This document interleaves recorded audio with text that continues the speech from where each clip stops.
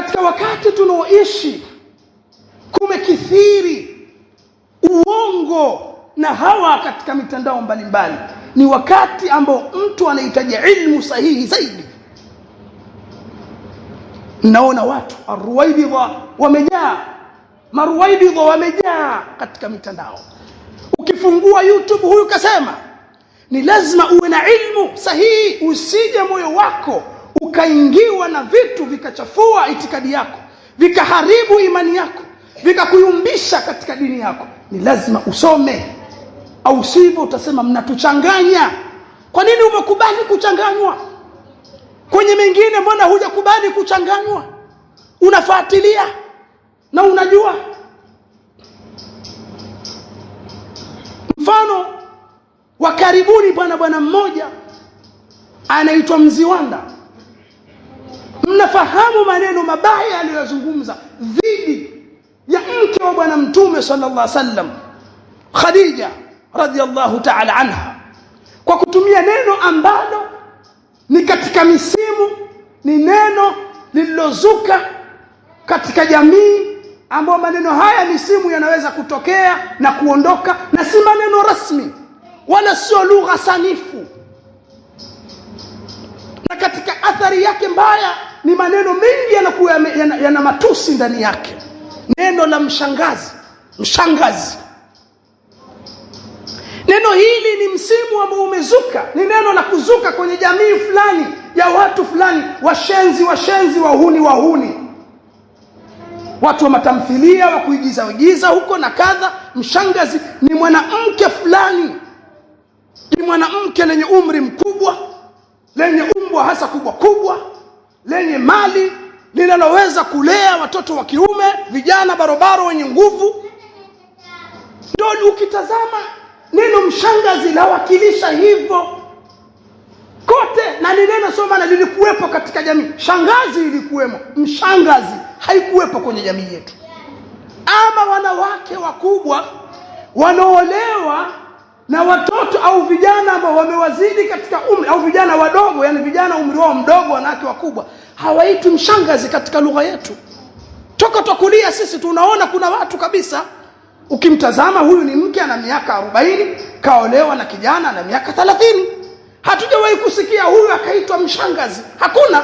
Hii ni lugha, ni tamko latumika na watu fulani wana tabia za kihuni, watu washenzi, na ndio maana huwezi kusikia kwenye sehemu rasmi, haliwezi kutumika bungeni wala kwenye vyombo vya habari kuzungumza maneno ya sawasawa. Huwezi kulisikia neno hili.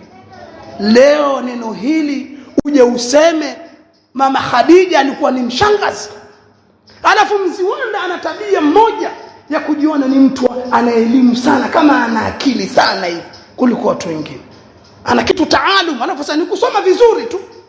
Yani wewe umesomaje vizuri ukaelewa mshangazi neno hili laweza kutumika kwa Khadija, mke wa Bwana Mtume sallallahu alaihi wasallam? Wengine hawakusoma vizuri wote. Na ndio maana utaona watu wa ovyo wamepitia maneno haya. Maneno haya yalikuwa ni sababu ya watu wa ovyo wachafu kusema kumbe mishangazi ipo kwenye dini. Mke wa Mtume alikuwa mshangazi. Sasa hivi hali inaenea kwa sababu ya mtu huyu khabithi. Mziwanda ni khabithun. Ni mtu sio kama ana ilmu, mjanja hivi. Ni mjanja, sio kama ni mtu ana maarifa ya dini, ana ilmu, mjanja sana. Na ndio maana utaona amezungumza kabisa kwamba kama wewe unafanya kazi ya dini na hujatongozwa, basi hujafanya kazi yako vizuri. Yani anaashiria Bwana Mtume katongozwa na Khadija. Kwa nini utumie lugha hii wewe khabithi? Hii lugha ya nini? Hivi neno kutongoza likitamkwa tu, al-maana al-mutabadiru fi dhihni, maana yake ni nini? Ni kuposa. Hakuna anafahamu hivyo. Ile maana al-awwal ni ipi? Lakini ataka kuashiria watu, yani ataka kutumia lugha zile za vijana za mtaani, kwa sababu hawa ni mashehe, watakujionyesha nao pia wana uhuni fulani, wanajua mambo ya kimtaani. Maneno huyu bwana huyu na Hashim Lusaganya wanapenda sana lugha hizi. Hatusiweza kuzungumza hutuba atukana tu. kuonyesha kama yeye ni shekhe lakini pia ajua matamko ya kihuni. La, sio makamu yake, sio sehemu yake. Wewe Muislamu waweza kufahamu kwamba kweli yafaa kuita hivyo, Khadija yafaa kuitwa hivyo, sababu hujasoma vizuri, hujakaa na watu wasome. Ni lazima usome uwatambue watu kama hawa pia. Wenye maneno mabaya kabisa, na nasibu yake biidhnillah taala. Tukijaliwa kwenye mhadhara wetu wa magharibi, nitamwekea sehemu, nitanata na sehemu nitasimama kidogo kwa sababu ya huyu bwana Mziwanda.